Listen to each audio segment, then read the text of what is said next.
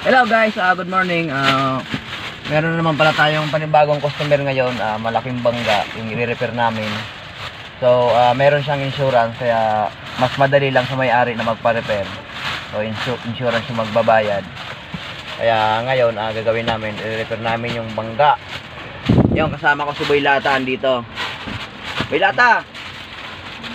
Yung, siya yung magre-repair ng ng bangga. Sigurado, kakaabangan naman natin mo yan. sa likod. Okay, tara. Pumuntahan natin.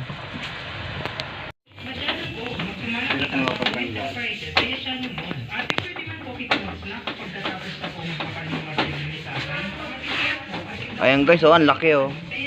Ito pala yung tama na i-repair natin. So, ang laki guys. Mababang pukpukan na naman to at tatakan. Ayan. Ito yung T-light